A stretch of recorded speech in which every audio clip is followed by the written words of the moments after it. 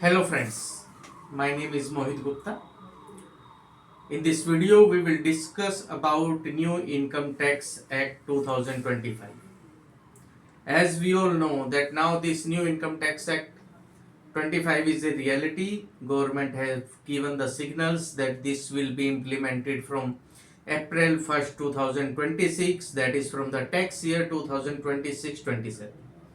So this video we will discuss about presumptive taxation, that how presumptive taxation has been updated or changed in new income tax act as compared to old income tax act. When I say old income tax act, that means income tax act 1961.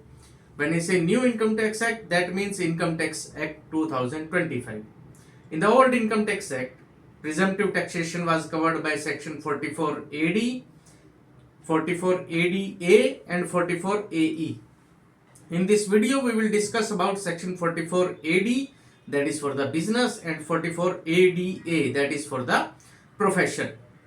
So earlier the sections were 44 AD, 44 ADA. You can clearly see the sequence was with numeric and then alphabets. That means the sections were not originally in that and later introduced. In New Income Tax Act, the sections has been introduced from the very beginning. That's why it has been kept as section 58 in the New Income Tax Act 2025. So both the presumptive sections 44 AD, 44 ADA have been covered by a single section, that is section 58 under the New Income Tax Act. Majorly the section schemes, the provisions, the benefits are absolute copy paste from old law to new law. However, we'll touch the bullet points and then we'll see what are the differences. Firstly, sections from 44 AD, ADA to section 58, that has been structurally changed. Consolidation has been done for the sections. Then in the previous act, previous law, the section wordings were started like notwithstanding anything to the contrary. However, in the new act, not only under this section but also under various provisions, you will find that this notwithstanding has been replaced with the word irrespective of anything contained or to the extent contrary to this section. So that wordings, that spelling has been changed, that linguistic modernization has been done. Terminology previous year and assessment year has been now replaced with the tax year. Tax years mean the current financial year. When we say tax year, that means the financial year. Then eligible assessees are same. Who are eligible assessees? Individual, HUF, firms, that is the partnership firm excluding LLP, that is in case of business, and in case of profession, individuals, firms, that is the partnership firm excluding LLP. However, both need to be resident. So this is the same has been considered under section 58 of Income Tax Act 2025. Then coming to the turnover. So in case of business, 2 CR up to 2 CR, considered can be up to 3 CR if total receipts other than I would say in cash or deemed cash mode is less than 5%. Same has been carried forward in new act. For profession, 50 lakhs increased to 75 lakhs if the cash receipts or deemed cash receipts are less than 5%. Coming to the profit percentage, in case of business, 6% or 8%, or the actual, whichever is higher.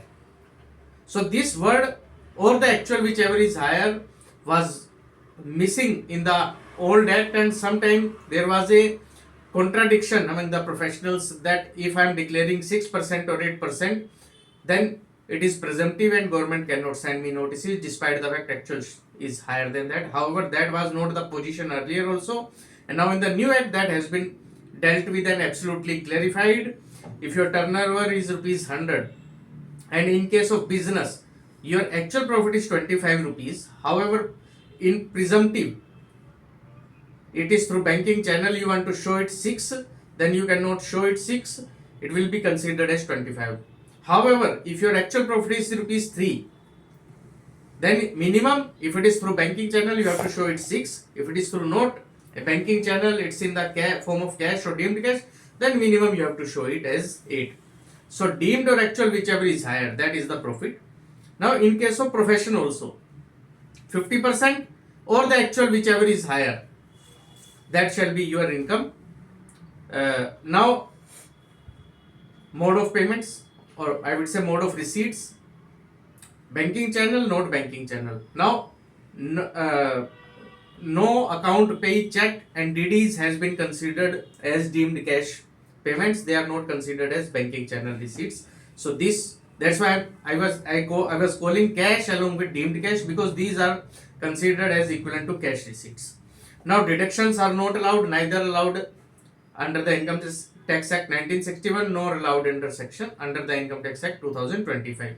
Similarly, no depreciation is allowed, but WDV of the fixed assets or capital assets will be reduced.